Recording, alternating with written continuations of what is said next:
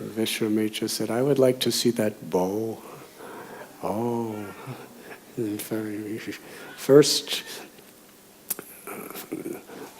he introduced who is Ram and who is Lakshman, the children of Dasarath Maharaj in Ayodhya. And immediately Janak was thinking, if only he could take my daughter Sita in marriage. Because, well, actually, Janak told the story of the bow to Vishwamitra. He said, long ago there was a great battle of the Devas and the Asuras, and Lord Shiva personally gave his own bow to the Devas. But there was no need for it at that time. So the Devas handed it down, they gave it to my great forefather, and this bow has been worshipped within our kingdom for many, many generations. Now one day, when I was about to do a sacrifice, a yajna, for the welfare of all my citizens, I was plowing with a golden plowshare the ground around the sacrificial arena, and out from the earth came a beautiful golden girl. Her name is Sita, born of the earth, and she's so beautiful. In fact, Narada Muni told me that she's the goddess of fortune herself.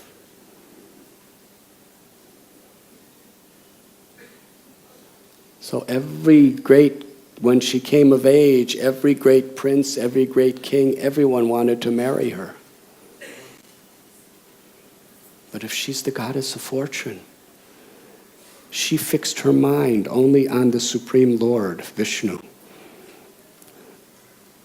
So I decided to put a test that only a person who could lift this bow and string it will take the hand of Sita in marriage.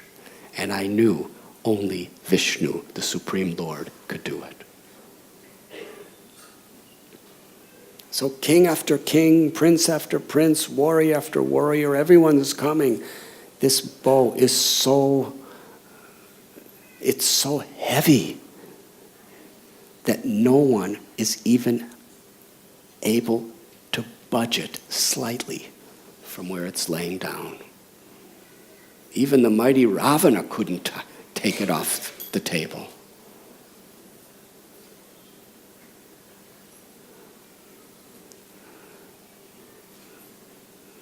So Vishwamitra said, bring us to see the bow. So the next day, they had 300 huge, strong men pull this iron case into the center of the court of the king. Then they opened the lid, and there was the bow. It was made out of celestial wood, gold, diamonds, rubies, emeralds, and jewels decorating it.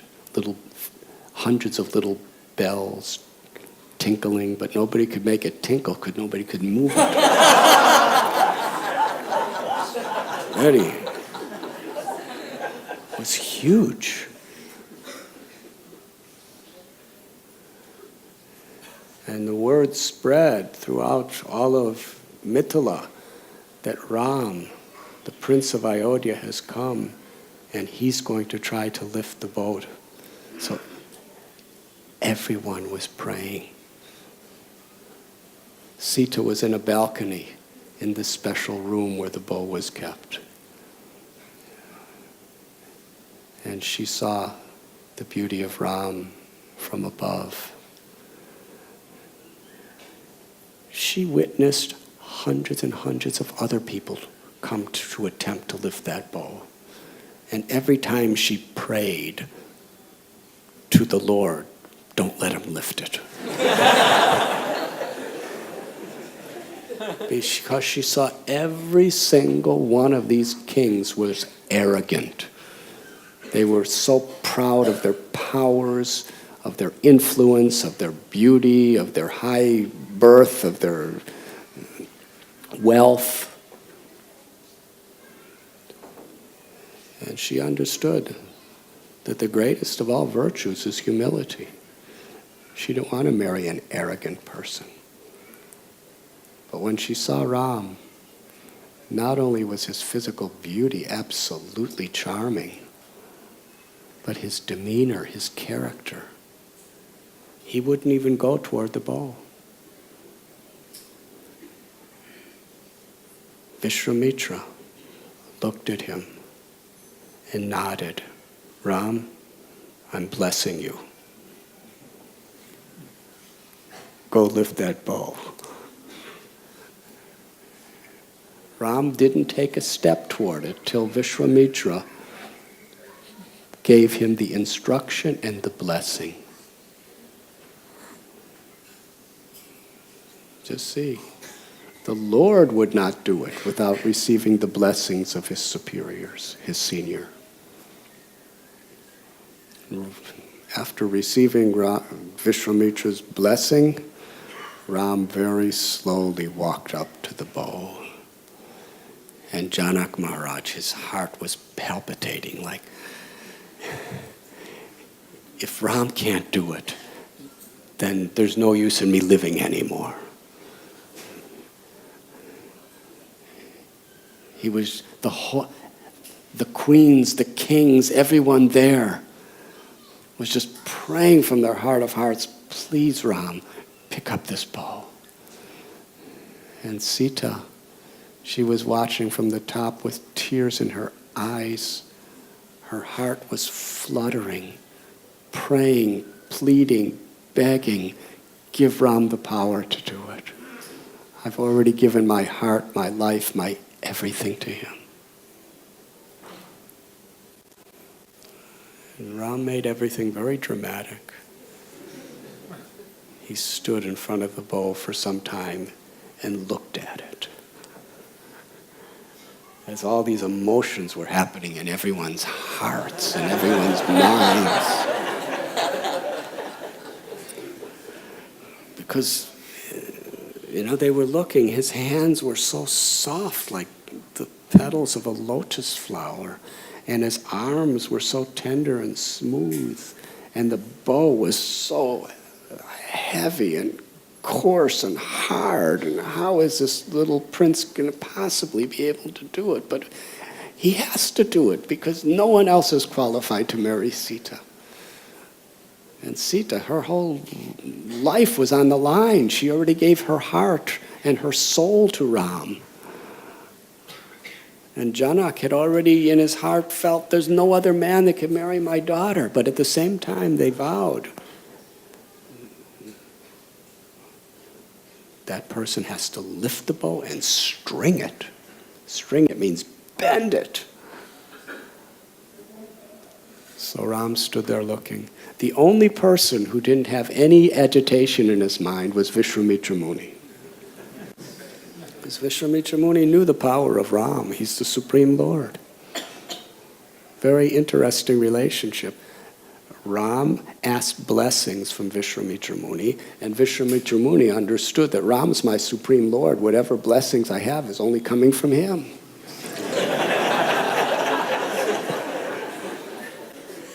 It's like the way they worship the Ganges River is you take water from the Ganges and offer it to the Ganges. So Vishwamitra is taking the grace of God and offering it back as a blessing to the Lord. Then Ram put that tender hand in the center of the bow and just stood still, holding the center of the bow.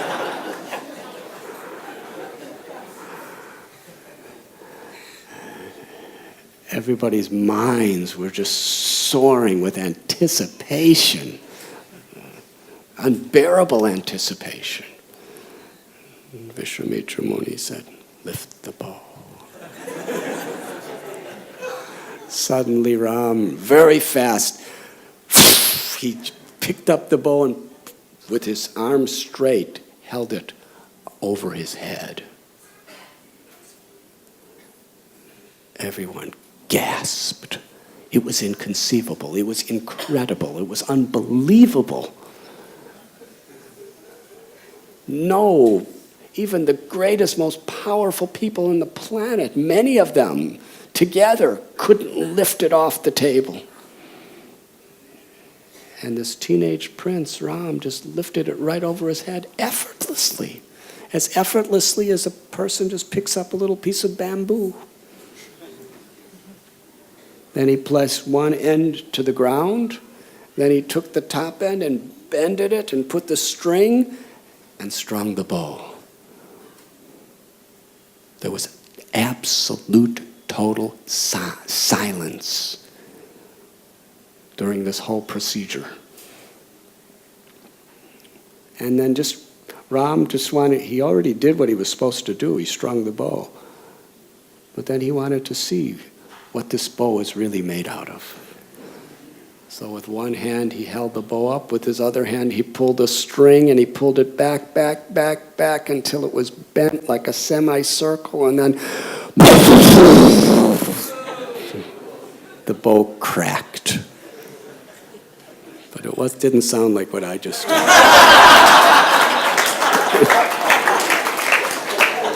It was thunderous. The entire earth shook. The chandeliers in the palace were going like this.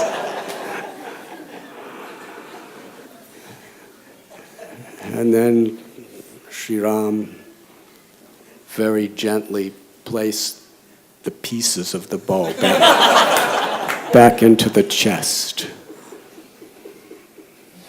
Meanwhile, Janak's eyes were filled with tears.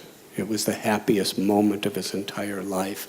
And Sita on the balcony, she was smiling. She just wanted to jump and start dancing. But she somehow or other had to, because it was a very sober occasion, she remained very still and very shyly looked down as her heart was leaping and jumping and dancing in ultimate ecstasy. But she stood, and Dasar and Janak, he gave her blessings, said, Sita, come down now. And she came down, and she had the garland of victory. The garland that for years so many people strive for, but nobody could get near it.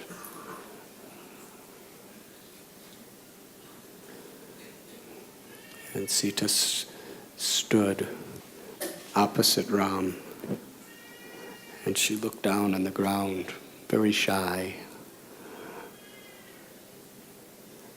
Then she very slowly, her eyes lifted, beautiful lotus-like eyes. They looked up, and for the first time, the gaze between Sita and Ram, between their eyes, met. And at that moment, they both totally gave their hearts to each other. The relationship, their eternal relationship, was reunited. And they both gave their absolute infinite love to each other through their glance. And Sita then looked down, and Janak Maharaj said, my beloved Sita, offer the garland of victory to Ram. Then she very slowly approached, lifted her arms and placed that golden garland around Ram's neck. At that moment, everyone in the kingdom of Ayodhya was singing and dancing and praising, and flowers were falling from the heavens upon Sita and Ram.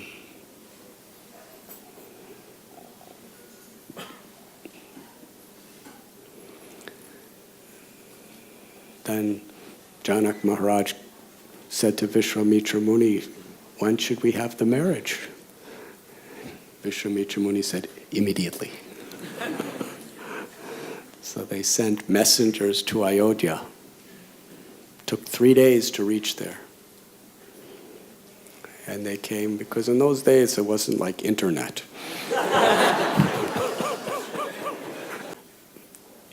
He and his wife were thinking so intensely about who could possibly be a fit wife for Ram.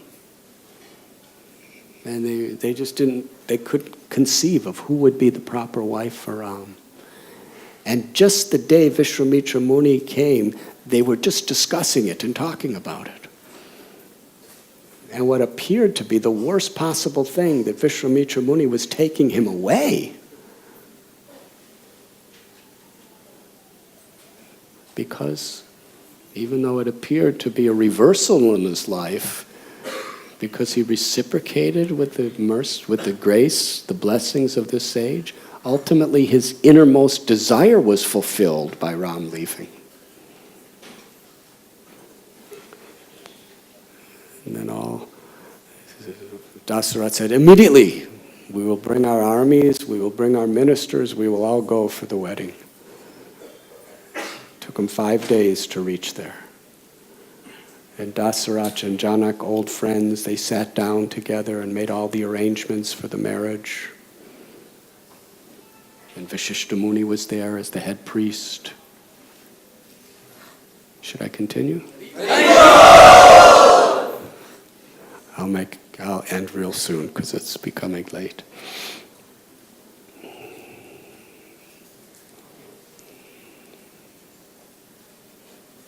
Vishwamitra Muni looks at Janak and said, as long as Ram's getting married,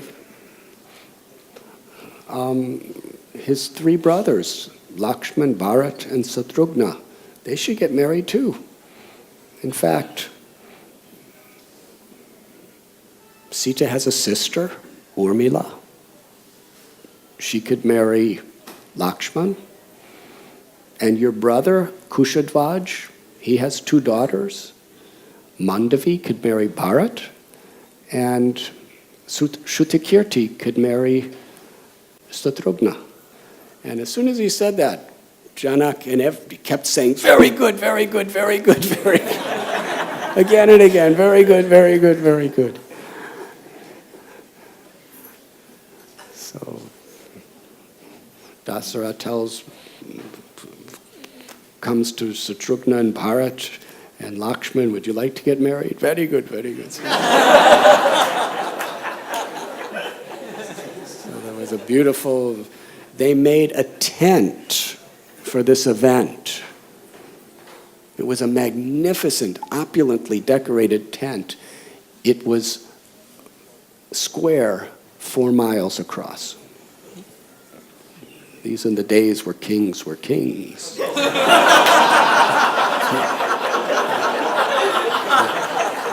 They could do these things. It wasn't like the pundals that we use.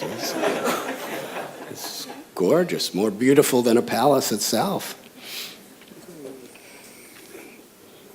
And the marriage took place where Janak and Kushadvaj performed the Danyakan, Kanyadan. Kanya? Sannyasis don't know these. And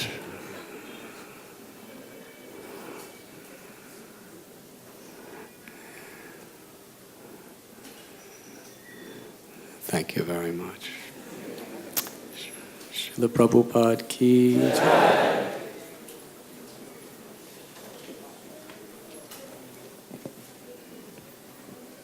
Does anyone have a question? Yes, Prabhu.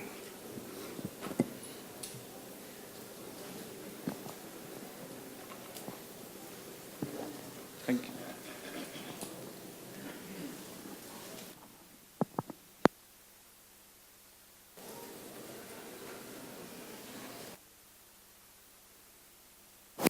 Thank you, Maharaj, for a wonderful class. I have a question about blessings. Should we aspire to have the blessings also of those who are not necessarily like qualified or even demoniac if our parents or our relatives are not so favorable to Krishna consciousness? Should we aspire to have their blessings also? Yes, we should be looking for blessings everywhere. If their blessing is you don't practice Krishna consciousness.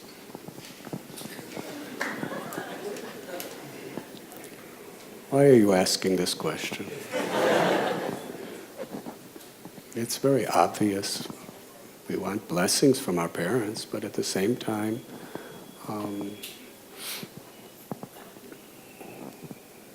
we have our path. Since I've been on this path, my parents have given me millions of times more blessings than before. Yes? So we should always be eager, but at the same time, we have the path of truth should be followed. Is there any other questions?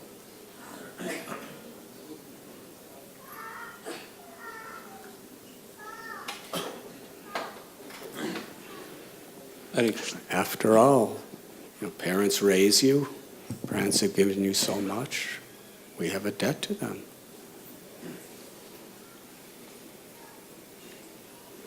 Yes? Maharaj, this pastime of Bali Maharaj seems a little mysterious, bewildering and little confusing, in spite of the purports clarifying. In terms of few things, like we were discussing the other day, few days back, about the first thing is when Bali Maharaj performed this Vishwajit Yagya and he was going to conquer Indra. One of the persons who offered him his blessings is Prahlad Maharaj, and he offered him a garland of flowers that don't fade, and he's going to fight with the devotees, the demigods, and the Brahmanas, others who are giving him a worship, who are blessing him to go and fight against the demigods. So the question that was asked was, are they really Brahmanas, and how could Prahlad Maharaj also give his blessings? And was Bali actually a Mahajan, or he became Mahajan at that particular instance? Was he a great person before, or? He became a Mahajan when he did Atmanivedanam. But we should understand that Prahlad could understand the will of the Lord of what was going to happen.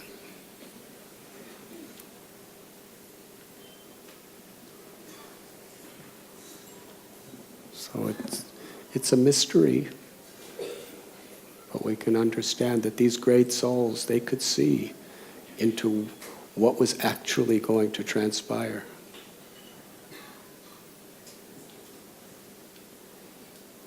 By Prahlad wasn't giving him this blessing for the purpose of winning a war. It may appear that, but actually Prahlad doesn't care about those things. Prahlad was giving the blessing of getting the shelter of the Supreme Lord and attaining the perfection of spiritual life. That was Prahlad's blessing. And because he got the blessing of Prahlad, look what happened. He got the opportunity to attain that perfection, and he took it. Yes? Prahlad's blessing is very powerful. Blessing of a pure devotee. It opened the doors for Bali Maharaj to attain the highest perfection. And when Vamanadev came to beg from Bali, it's a complicated story that would take a couple hours to tell. But when Vamana came, it wasn't just because Aditi performed the Payavrata for her children. It was also because Prahlad Maharaj was praying for his grandson to get pure devotional service. And Bali Maharaj was humbling himself to receive Prahlad's prayer, blessings. So it's actually a very, very deep story. We can't just see these in a superficial way.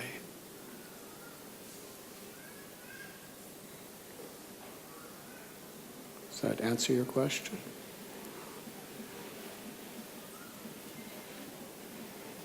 Prahlad gave his blessings, and the immediate thing that happened is Bali Maharaj conquered.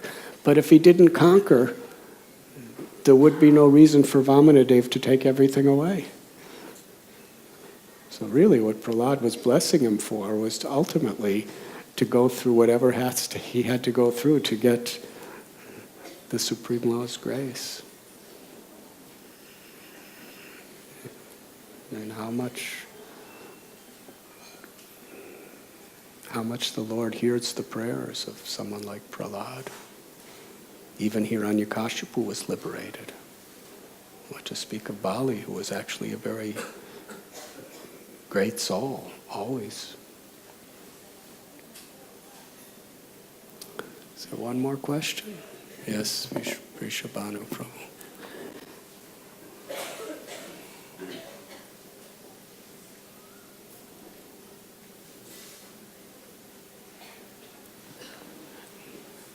Maharaj, oftentimes we receive respect and we sometimes also offer respect to others. But how to ensure that it never becomes a ritual but a heartfelt, true spiritual activity? Otherwise, many times we see that kind of mechanically it is done. But how to see that every time we offer respect, it is not a ritual but something endowed with the spirituality and love of the heart?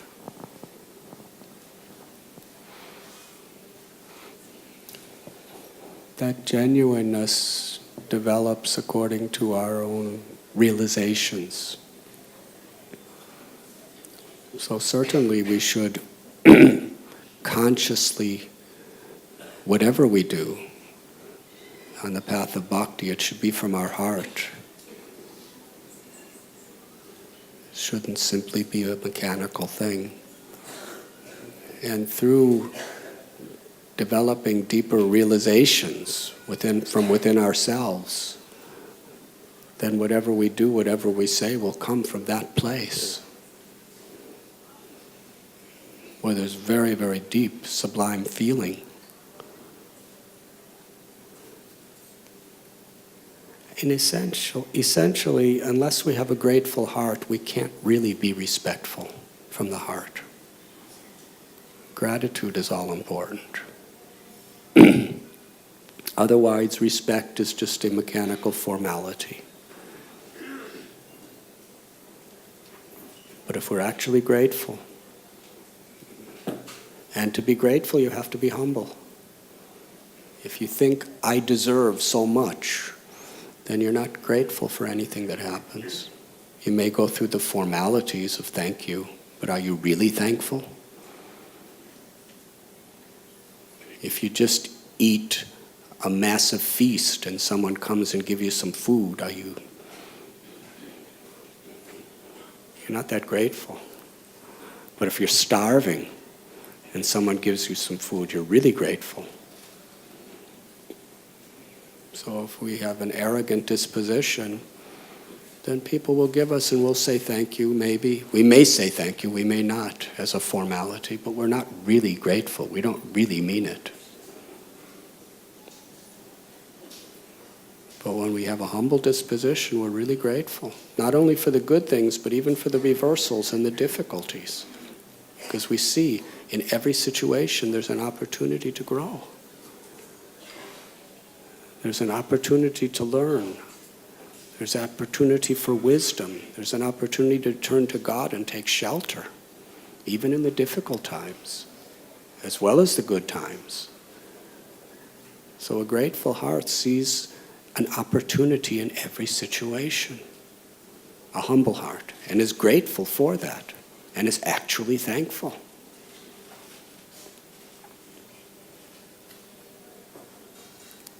So even if we're following a spiritual path, and even if our parents may not agree, we're still grateful to them.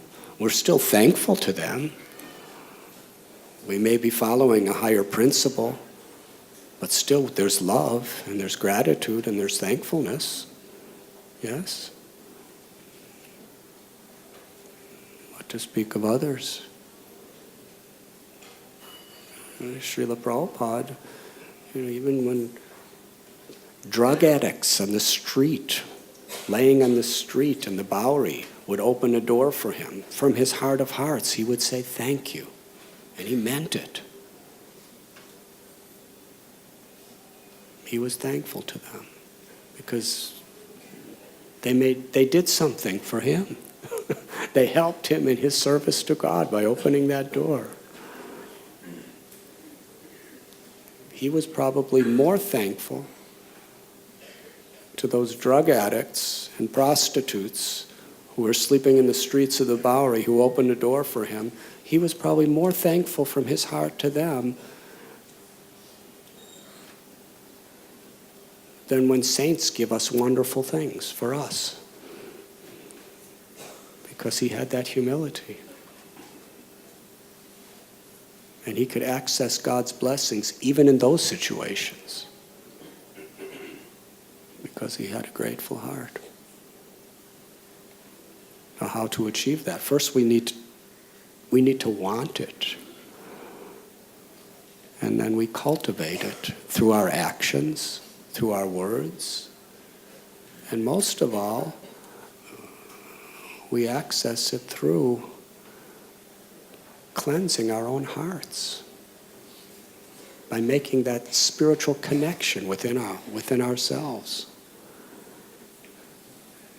In this age of Kali, the most direct way of making that spiritual connection is chanting the names of God.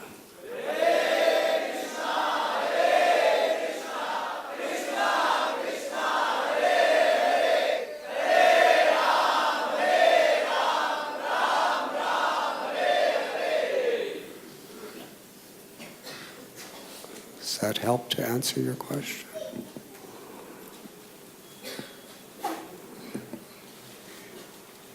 Even if it's kind of for a machine doesn't have a motivation. Yes. So even if we don't have realization, if we're respectful because we really want the realization, because we want to please people, because we want to enrich ourselves, and we want to show compassion and actually honor other people, if we have that desire, then it's not mechanical. Just like any ritual. If you're just performing a ritual without a serious spiritual intention, then it's nothing but a mechanical ritual. But if you're performing that same ritual as an expression of our desire to love God, to purify our own consciousness, then it's not mechanical, because machines can't think like that. It shouldn't be mindless, it should be mindful.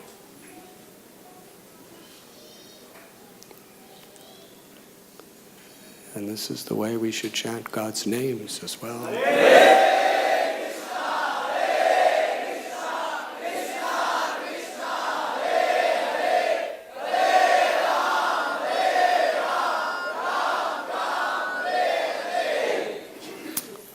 Thank you very much.